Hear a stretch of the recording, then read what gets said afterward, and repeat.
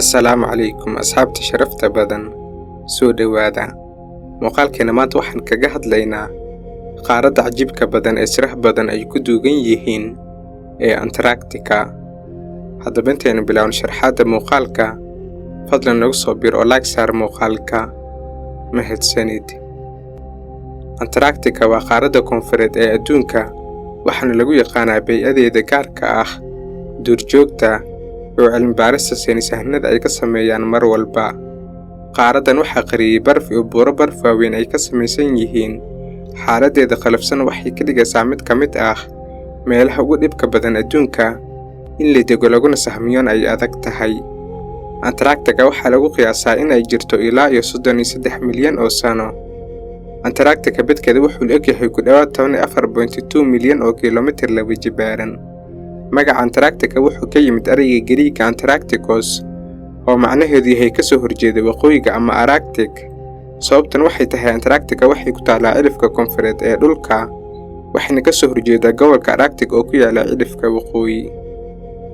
Qaaraddan oo ku taala cirifka koonfureed ee dhulka waxaa ku xiran badweynta koonfureed. Sidoo kale waa qaaradda ugu qabow, ugu qalalan, uguna dabaylaha badan meeraha.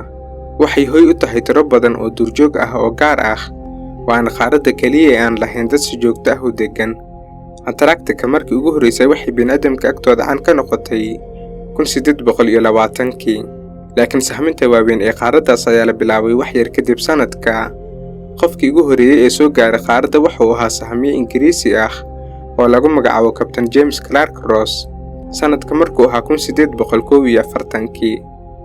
Baaritaanadii dambe ayaa horseeday in la helo muuqaalada muhiimka ah ee Antarctica sida xeebta, jasiiradaha, buuraha iyo noolayaasha ku nool.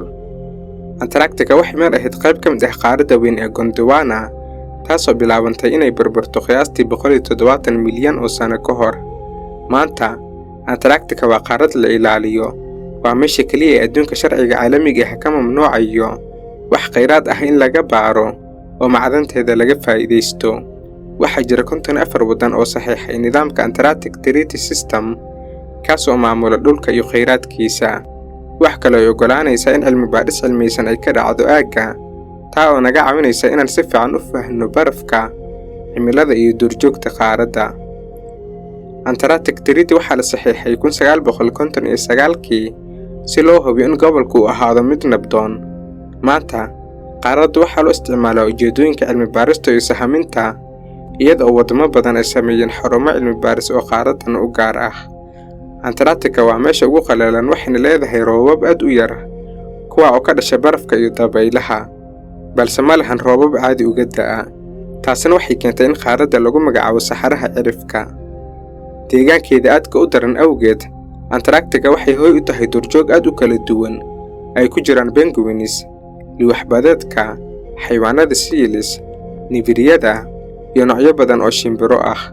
Sidoo kale waa goob sir weyn iyo daahfurid cilmiyeed.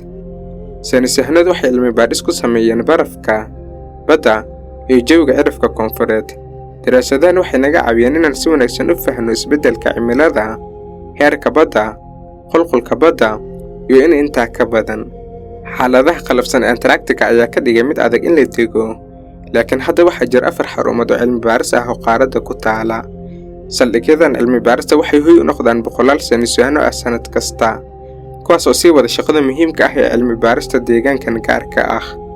Inta lagu jiro bilaha xagaaga, heerkulka Antarctica wuxuu gaarayaa -10°C, laakiin heerkulku wuxuu hoos ugu dhacayaa ilaa -50°C bilaha jiilaalka. Markay ugu qabowdahay wuxuu gaarayaa -90°C. La'aanta iftiinka qorraxda ee sanadka intiisa badan ayaa sidoo kale ku kordhinaysa caqabadaha ku noolaanshaha iyo ka shaqaynta Antarctica. Inkastoo ay jiraan xaalado aad u daran, nolosha Antarctica ayaa awaalmarin u ah kuwa geesnimada muujiyay ee awooda inay la qabsadaan caqabadaha. Saynisyahanadu waxay wax ka baranayeen qaaraddan sanado badan, iyaga oo ururinayay xogo qiimo leh oo ku saabsan isbeddelka cimilada, badaha iyo mawduucyo kale. Sanadihii la soo dhaafay, cilmi-baarayaashu waxay xitaa heleen caddaynta nolosha microbial ee ka jirta barafka Antarctica, kuwa ah noolayaal yaryar oo keliya la arki kara markii la isticmaalo microscope, taasoo caddaynaysa in nooluhu ay ku noolaan karaan xitaa xaaladaha ugu adag. mustaqbalka Antarctica lama hubo. Isbeddelka cimiladu waxay keenaysaa in barafku dhalaaliyo heer aad u sareysa. Tan waxay la micno tahay in saameynta kulaylka caalamiga ah ay khatar gelin karto qaar ka mid ah duurjoogta. Intaa waxaa dheer, weli wax badan ayaa laga baran karaa Antarctica iyo baddeeda ku xeeran. Haddaba, waxaa lama huraan ah inaan sii wadno daraasadaha iyo sahaminta qaaradan gaarka ah san u ilaalino iyada iyo makhluuqa badan ee ku nool. Qaaradda Antarctica ayaa weli ah hal xidhaale way ka buuxaan sir iyo qurux, laga soo bilaabo buuraha barafka ah ilaa duurjoogta aan caadiga ahayn. Shaki kuma jiro in Antarctica ay tahay meel gaar ah oo soo jiidasho leh. Muhiimadda ay leedahay marka la eego aqoonta sayniska, qaaradan waxay sii wadi doontaa inay saameyn ku yeelato fahamka adduunka sanado badan oo soo socda.